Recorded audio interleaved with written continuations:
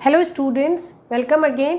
Circular waveguide के summarise discussion के बाद आज की अपने इस वीडियो में हम डिफरेंट कंक्लूजन्स और समरी पॉइंट्स को डिस्कस करेंगे जो वेवगाइड ट्रांसमिशन पे बेस्ड है। और ये जनरल वेवगाइड ट्रांसमिशन पे आपसे पूछे जा सकते हैं, ये स्टेटमेंट वाइज भी पूछे जा सकते हैं, असर्शन और रीजनिंग का भी एक पार्ट हो सकते हैं। तो जो फ्रिक्वेंटली एक प्रॉब्लम का हिस्सा हो सकते हैं उन टॉपिक्स को हम अगर वेवगाइड जनरल वेवगाइड स्ट्रक्चर पे डिफरेंट कंक्लूजन्स को डिस्कस करें तो जो हमने सर्कुलर वेवगाइड पढ़ी है जिसमें आपके पास एक होलो मेटेलिक पाइप है, उससे आप एक मॉडिफाइड और वर्जन काम में लेते हैं जिसमें आप एक इनर कंडक्टर भी उसमें इंसर्ट करते हैं, उसे आप कोएक्सियल लाइन बोलेंगे। अगर आपकी ऑपरेटिंग फ्रिक्वेंसी 3000 मेगाहर्ट्ज से नीचे है तो आप ये कोएक्सियल लाइंस काम में लेते हैं। ये जब हमने ट्रांसमिशन लाइंस पढ़नी शुरू की थी तो उसमें डिफरेंट ऑपरेटिंग फ्रिक्वेंसी पे डिफरेंट जो मेथड ऑफ ट्रांसमिशन है उसमें भी हमने डिस्कस किया था। तो यहाँ पे उन्हें आप कोएक्सियल लाइन बोलेंगे, आउटर कंडक्टर और इनर कंडक्टर, और इनके बीच में या तो एयर होती है या आप डाइलेक्ट्रिक फिल कर देते हैं। इस कोएक्सियल लाइन में डोमिनेट मोड TEM मोड होता है, ट्रांसवर्स इलेक्ट्रोमैग्नेटिक वेव जो है वो कोएक्सियल लाइन में प्रोपोगेट कर सकती है। जब एक इनर कंडक्टर हो तो TEM wave propagation is possible in a coaxial line and it has no cut off frequency. इसकी कोई फ्रिक्वेंसी प्रोपोगेशन की लिमिट नहीं है, ये 0 हर्ट्ज से वेव प्रोपोगेशन स्टार्ट कर सकता है। ये वाले जो स्टेटमेंट्स हैं ये आपके match the following, which of the transmission medium has no cutoff frequency, which of the transmission medium can support TEM wave, इस तरीके के मल्टीपल वैरायटी में ये स्टेटमेंट्स बहुत बार वेरिएशन के साथ पूछे जाते हैं। तो coaxial line has TEM mode as dominant mode and has no cut off frequency. Okay, इसके बारे में ये बात हो रही है। सिमिलरली इसमें क्या है, एक रेंज के बाद में आपका जो डाइलेक्ट्रिक लॉसेज है वो आपने बढ़ जाने हैं तो आप उसको रेस्ट्रिक्ट कर देते हैं।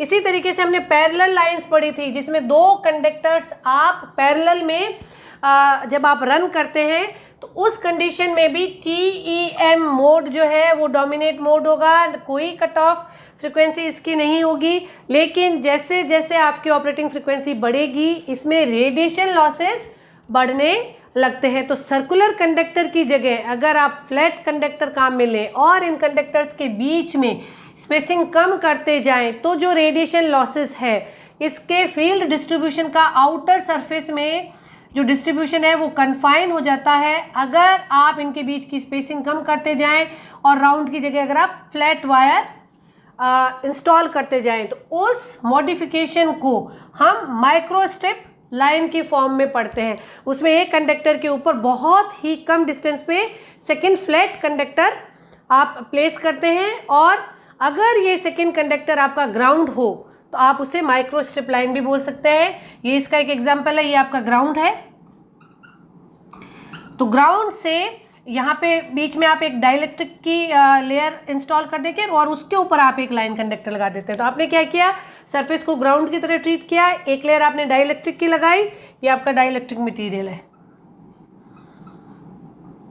ये डाइलेक्ट्रिक मटेरियल, और उसके ऊपर आपने एक कंडक्टर को इम्प्लांट कर दिया है तो ये आपका माइक्रोस्ट्रिप लाइन बन गई है।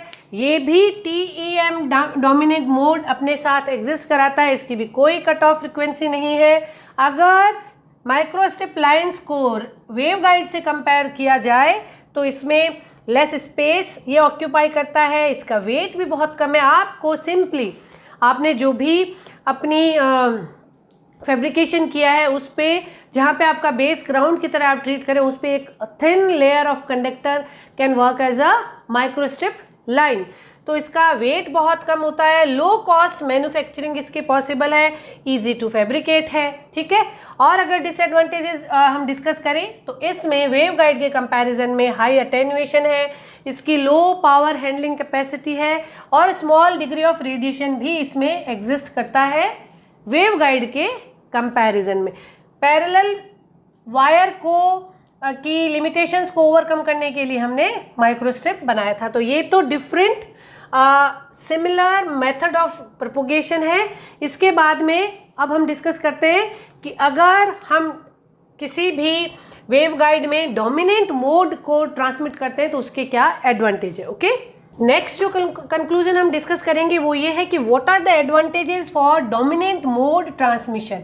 हमने ये पढ़ा कि किसी भी वेवगाइड स्ट्रक्चर के लिए एक डोमिनेंट मोड होगा, उस डोमिनेंट मोड की कुछ कट ऑफ फ्रिक्वेंसी या कट ऑफ वेवलेंथ होगी और उसके बाद एक सेकेंड मोड होगा जिसकी कुछ कट ऑफ फ्रिक्वेंसी होगी। अगर मान लेते हैं कि डोमिनेंट मोड की कट ऑफ फ्रिक्वेंसी जो है वो 3000 मेगाहर्ट्ज़ है, ओके, और सेकेंड जो उसका मोड है, जो हायर मोड है FC1 डोमिनेंट मोड की, अगर ये है डोमिनेंट मोड की, और सेकेंड हायर मोड जो उसमें सेकेंड नंबर पे आएगा, अगर उसकी कट ऑफ फ्रिक्वेंसी अगर 3050 मेगाहर्ट्ज़ है, ओके, तो जैसे ही आप अपनी इनपुट फ्रिक्वेंसी को 3000 मेगाहर्ट्ज़ पे लाएंगे, जिसे कि आप 3 गीगाहर्ट्ज़ भी लिख सकते हैं, ओके, केवल ये कंपैरिजन के लिए मैंने इसको एलाबोरेट करके लिखा है।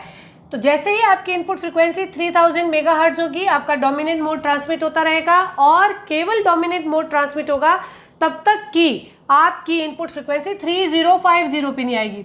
3050 जैसे ही आपकी इनपुट फ्रिक्वेंसी होगी, उस पर सेकेंड हायर मोड जो है वो भी पॉसिबल ट्रांसमिशन की कंडीशन में आ जाता है और अब इस फ्रिक्वेंसी पे ये दोनों मोड जो है वो ट्रांसमिट करते हैं और पावर प्रोपोगेशन इन दो मोड में होने की वजह से आपकी जो पावर ट्रांसमिशन है वो इनका एक फाइनल वेव पैटर्न बनेगा जो दोनों का मिक्स होगा।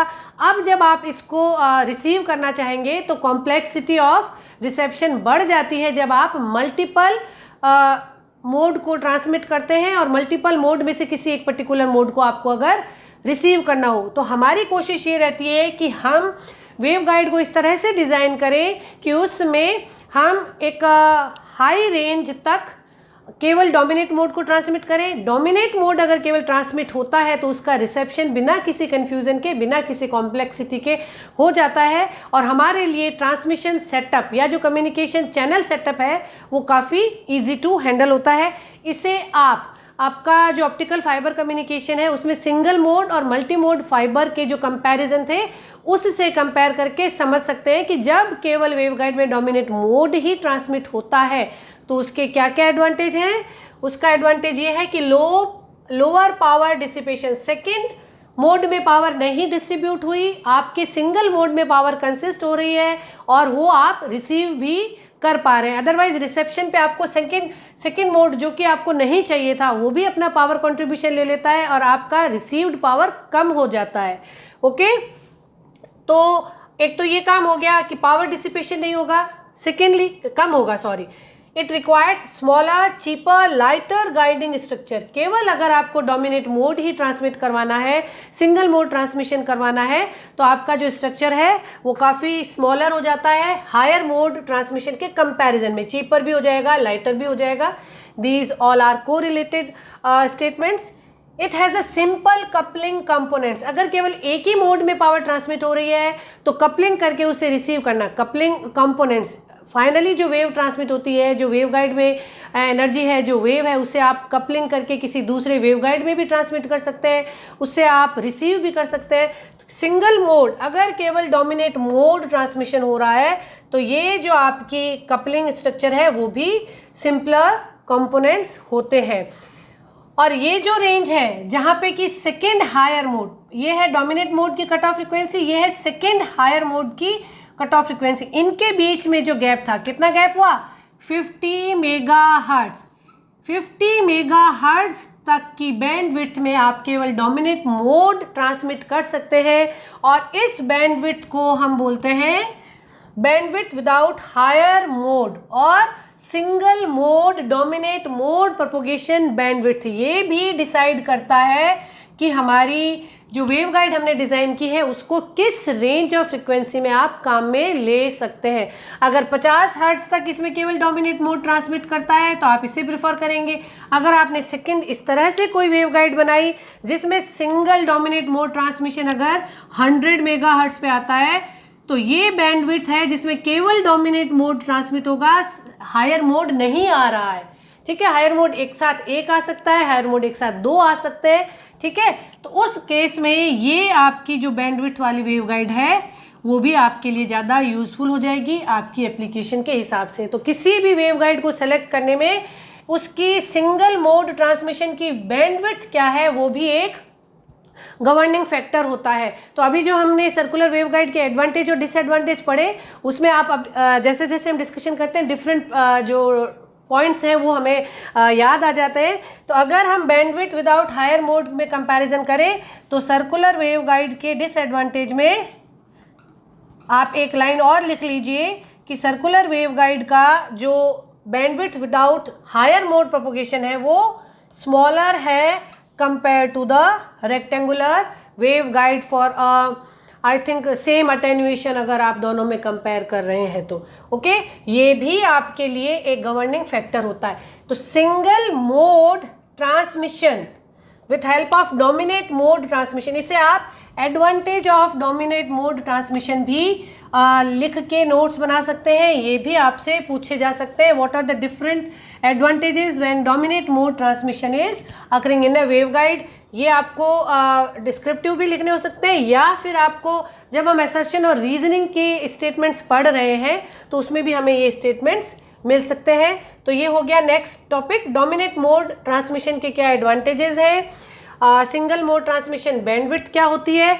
इसी सिंगल मोड ट्रांसमिशन बैंडविड्थ पे बेस्ड है आपका A/B ratio in rectangular waveguide. जब हम रेक्टेंगुलर वेवगाइड पढ़ रहे हैं और अगर हमें स्पेसिफिकली नहीं कहा गया है तो हम उसकी डायमेंशंस में देखते हैं कि उसकी जो लेंथ है A और B, A is almost twice of the width. ऐसा क्यों रखा जाता है? ओके इसके पीछे इसकी ऑप्टिमाइज्ड वैल्यू जो है वो जनरली B/A रेशियो, इसे B/A रेशियो बोले या हाइट बाय लेंथ रेशियो बोले, ये 0.5। What does it say? A equals to 2B is the optimized value of A/B ratio या B/A रेशियो इज 0.5।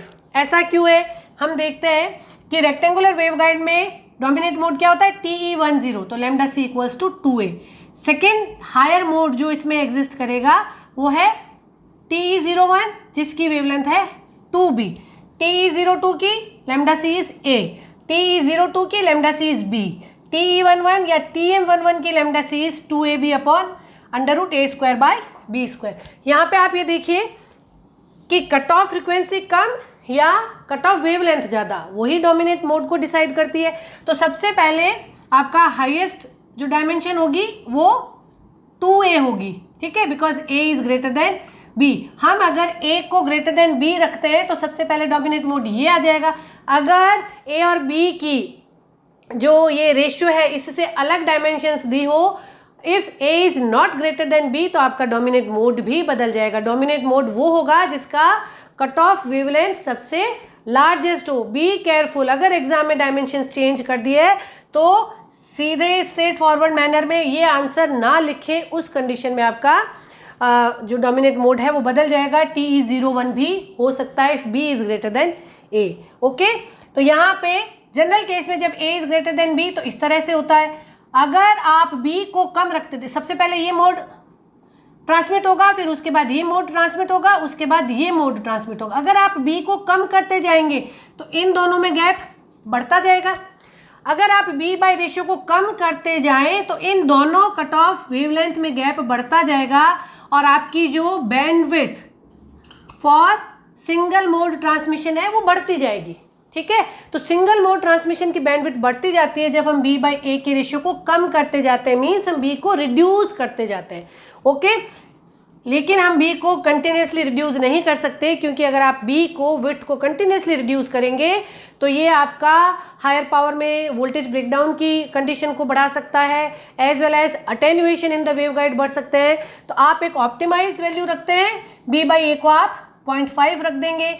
उस केस में पहला डोमिनेट मोड ये होगा, फिर उसके बाद आपके अगर A इक्वल्स टू 2B है तो ये दोनों एक साथ मोड आएंगे, फिर उसके बाद ये मोड आएगा और इस तरह से आपके जो मोड हैं वो एक एक करके इंक्लूड होते जाएंगे। तो आपको किसी भी एक फैक्टर को ध्यान में रख के आप अनडिफाइंड मैनर में उसे कम या ज़्यादा नहीं कर सकते। You have to select optimized value, that's why we are having B/A equals to 0.5। और आप इनको पावर पॉइंट समरी इस तरह से लिख सकते हैं if you are making smaller b, yeah, if you are reducing b by a ratio, it results in large single mode bandwidth. Okay, single mode bandwidth इसकी बढ़ती जाती है, but it also creates voltage breakdown at high power as well as it also increases the attenuation in waveguide. तो ये सारे statement जो हैं वो आपके ऑब्जेक्टिव प्रॉब्लम में आपसे डिफरेंट ट्रू और फॉल्स स्टेटमेंट की फॉर्म में पूछे जा सकते हैं. तो this all is a summary and conclusion about the waveguide. और इस टॉपिक के साथ हमने वेवगाइड से रिलेटेड जितने भी स्टेटमेंट्स या सब्जेक्टिव डिस्क्रिप्टिव आंसर्स हैं उनको स्टडी कर लिया है. Keep learning, keep watching. Thank you.